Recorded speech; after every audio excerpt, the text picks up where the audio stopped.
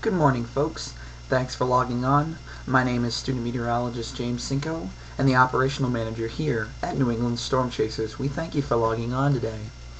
Well, we've got a severe weather threat to continue across the day one outlook.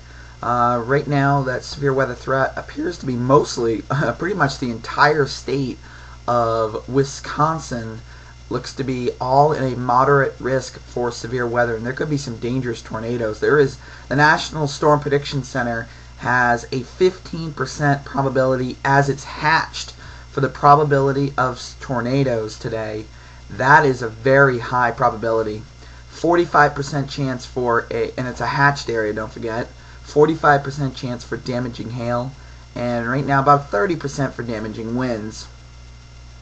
Well, we're monitoring the threat for possibly severe weather spreading all the way over into Vermont tomorrow, and possibly into western Massachusetts and maybe Connecticut. But mostly you guys on the eastern side of New England, including Maine, eastern New Hampshire, most of New Hampshire, most of Massachusetts, all of Rhode Island, and most of eastern Connecticut, won't see the thunderstorms until after night. Therefore, those storms will lose their strength. The main concern I have is from the Vermont-New Hampshire border back down all the way over western Mass and western Connecticut back into New York. That is my main threat when you're west of that line. There is the threat for tomorrow. This is for tomorrow, not today. There's a threat tomorrow for damaging winds, large hail, and possibly an isolated tornado. However, the Storm Prediction Center is not really isolating that, but I have a feeling that slight risk that they have in effect right now for western New York, central and western Pennsylvania, and eastern Ohio with northern West Virginia, I'm pretty sure that's going to shift to the east tomorrow.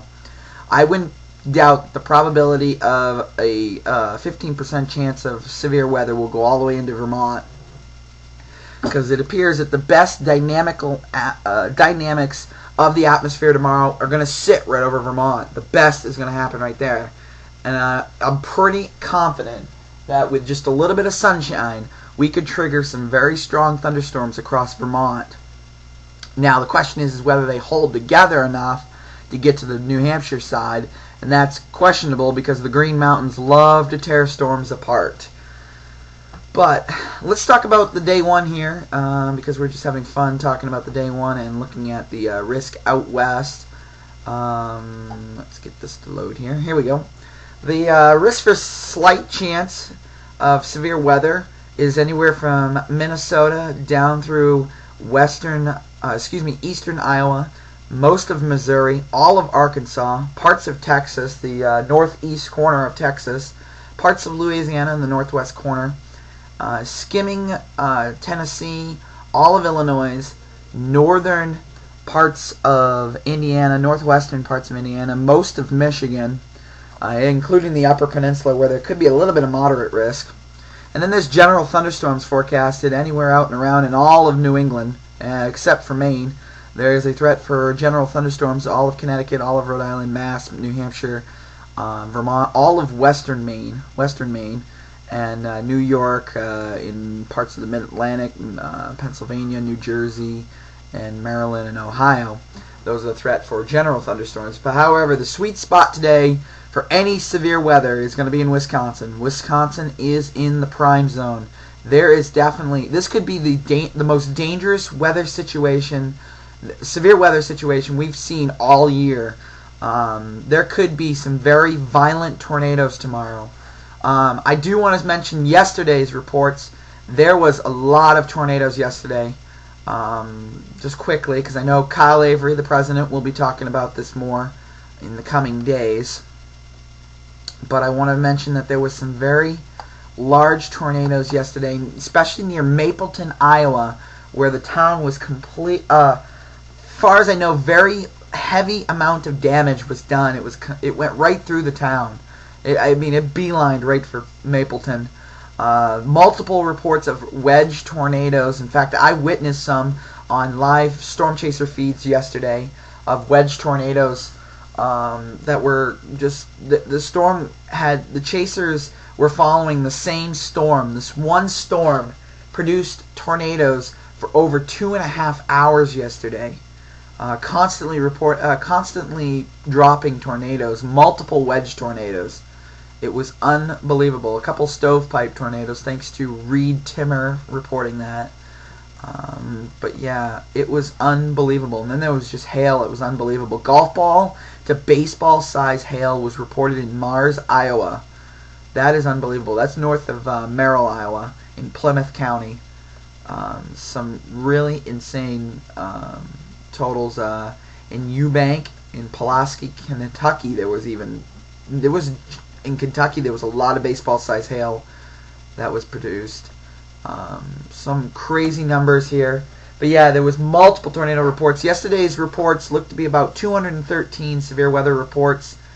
It looks to be 3 tornado reports. Mind you, there's so many reports for tornadoes. However, they're all the same tornado. They're all same produced tornado. 30 damaging wind reports and 180 hail reports. Most of those came from the Kentucky, West Virginia, and North Carolina area. However, there was a lot of damaging wind yesterday out in southern Kansas and northern Oklahoma. For some reason, I'm not getting on here the reports. Okay, they're not updated correctly, folks, on the Storm Prediction Center. Ah, there we go. Now we've got them updated. 27. There was 27 tornado reports yesterday. 84 wind reports and 277 hail reports. 44 of them were large hail, 2 inches plus. Total reports were 388 reports. So actually most of the damage obviously was in Iowa for hail and wind damage. And then a lot of hail over from Kentucky, North Carolina into South Carolina. It was pretty crazy weather yesterday. So let's quickly go back here, talk about the next couple of days here. But yeah, the main threat appears to be on day 2, which is possibly going to involve us here in New England. Like I said, the main threat I'm confident on is going to be in Vermont, western Massachusetts, and western Connecticut, possibly up in the northwest corner of Connecticut, and then parts of New York, possibly even New York City. Most of these larger cities like New York City, Boston, won't be seeing the storms until after dark, so the storms will lose their strength with the day heating dropping. But temperatures across the region will skyrocket tomorrow. Looks like most areas may approach 80 degrees, especially inland, away from the sea. And away and out of the mountains, temperatures may approach 80 degrees in a lot of areas. Definitely away from the shore. Definitely will approach near 80 degrees. Like most of western Connecticut, inland Connecticut, all of inland Massachusetts, except for the coast, obviously. Parts of central Massachusetts won't see it, and it's the debate on whether the clouds. If we can get any sunshine, temperatures are going to respond really fast. We'll have priming of the atmosphere, very unstable atmosphere tomorrow. So as soon as the sun comes up, she will bubble up some clouds pretty quick. And then we could be talking severe weather. But yeah, the threat is very good across the area tomorrow. Like I said, the Storm Prediction Center is not mentioning it, but I'm confident that there will be strong to severe thunderstorms with damaging winds, small to large hail, depending on whether we get strong or damaging thunderstorms. And there might be an isolated tornado threat. I'm not putting that out just yet. There will be a lot of rotation in the atmosphere tomorrow, so I am not throwing out the possibility of slight rotation in some of these storms. With that said, that's all I have for you today. This has been a podcast briefing about Day 2 forecast. The time now is 8:40 a.m. on April 10th, 2011. It's a beautiful Sunday here in the Northeast Kingdom, live here at Linden State College. I believe the temperature is about 38 degrees now, but the sun is out and it's going to get warmer. Thank you for tuning in, folks. I'm James Sinko, student meteorologist at Linden State College and the operational manager here at New England Storm Chasers. You can contact me if you'd like at james.sinko lindenstate.edu. The email will flash through at the podcast here. So thanks for logging on. We'll see you very soon.